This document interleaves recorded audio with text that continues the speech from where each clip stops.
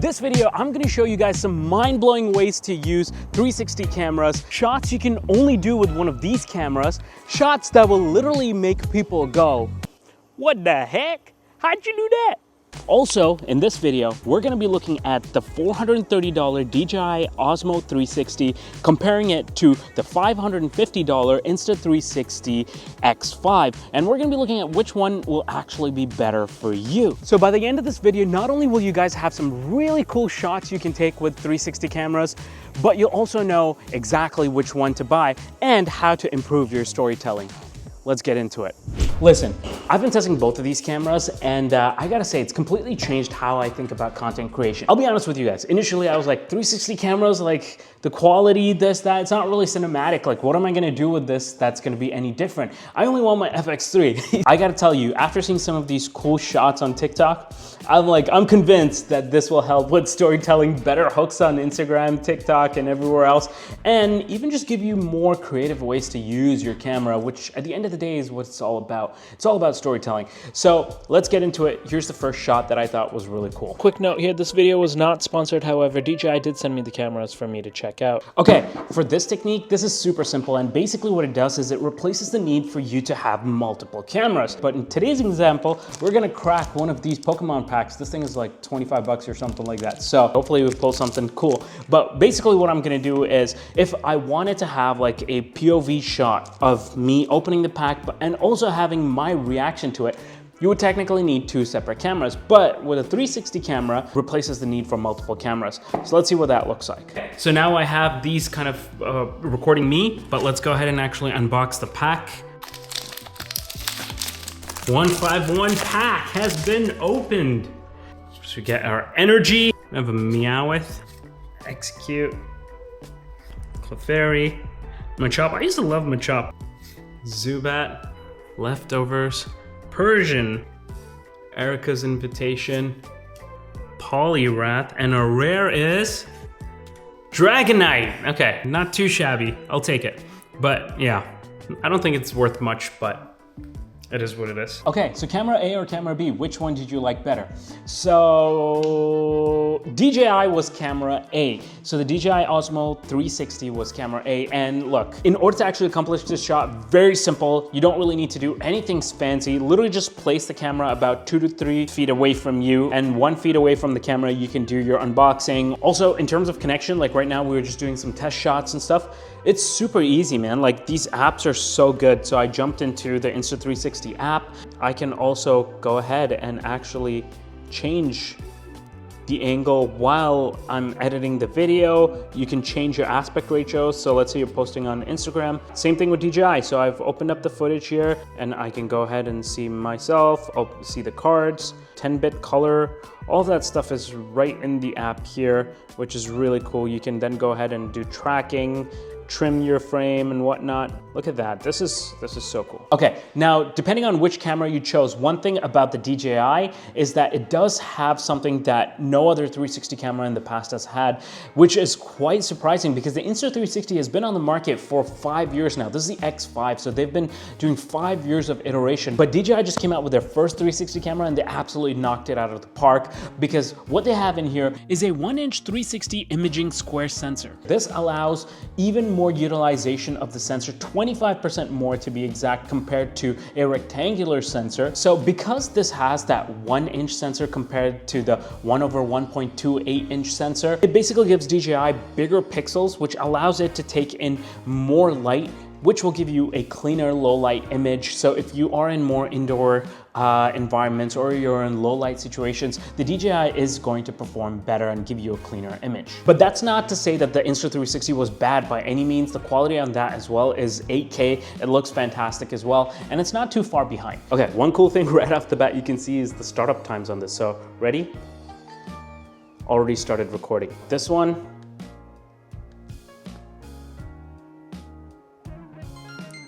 So it took a couple seconds there, not too bad either. So if you're not looking to like miss action, like on the go right away, the DJI is pretty quick to start up, which is pretty good. One really cool thing about the DJI Osmo 360 is that I can Bluetooth wirelessly connect this mic to the DJI without having to attach any receiver or plug anything into the actual camera. Because it's the same ecosystem, they just speak to each other. Okay guys, this next shot is really cool. This is the real life GTA car shot. Watch.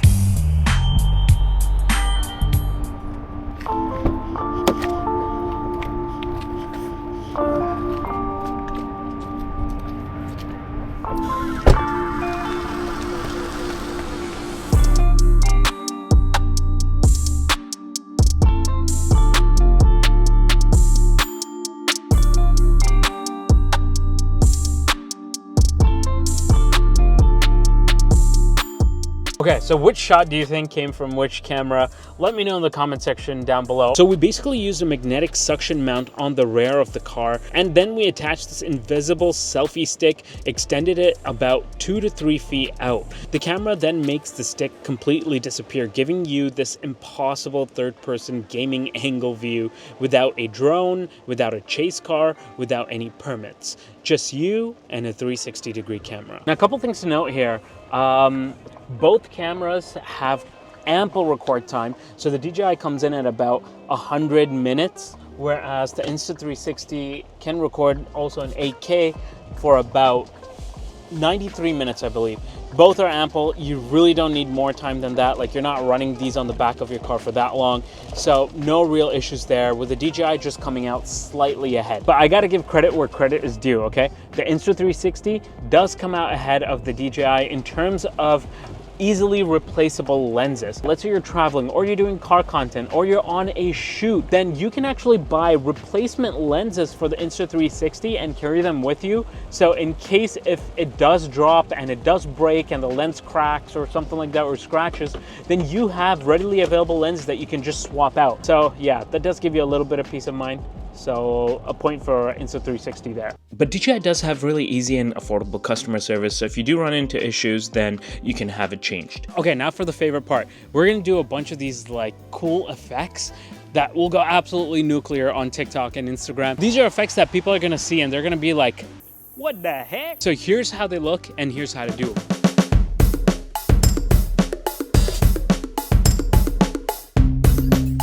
Okay, so the shot is super simple to do actually. The magic happens in post, but in order to film it, all you gotta do is have somebody hold up the pole and you just basically raise the phone or raise whatever product up to the screen.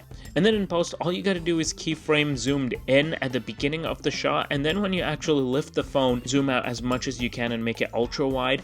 And then once you do that, you get this effect.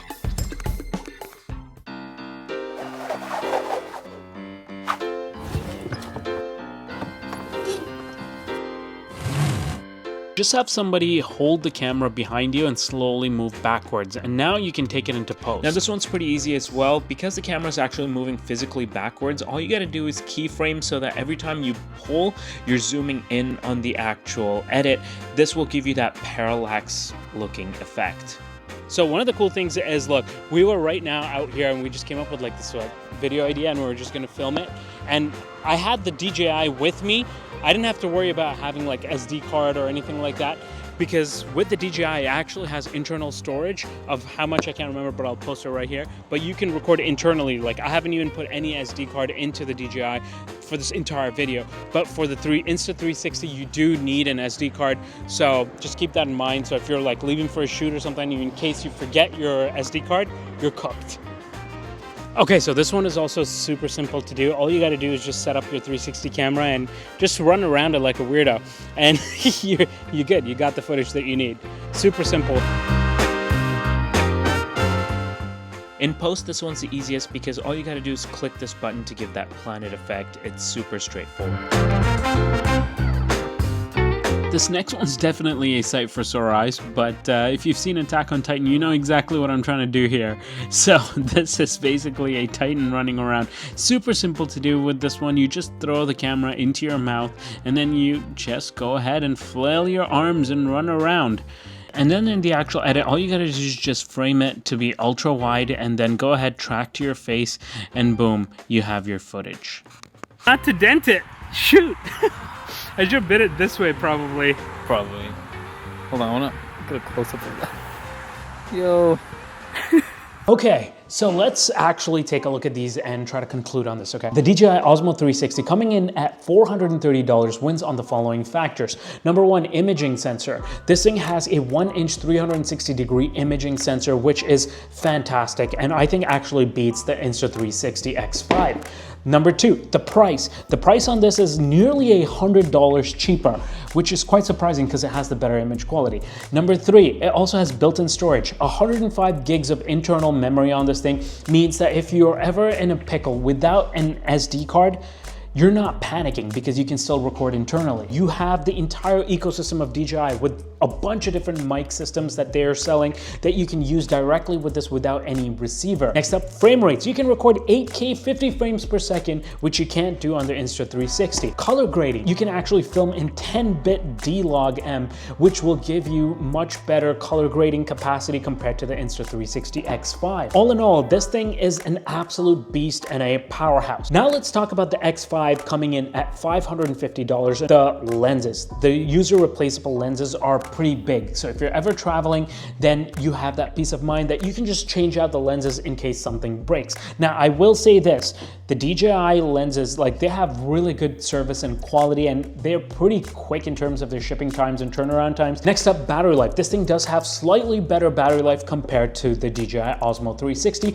but in actual use and practice, both were pretty much about equal after a full day's worth of filming. And last but not least, you can actually dive deeper with the Insta360.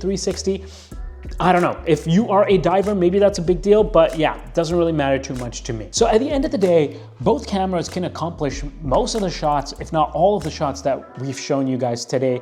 It just comes down to a matter of preference. What are you looking for from your 360 camera? In 2025, you really got to get more creative with your editing and everything like that, because there's a lot of competition out there.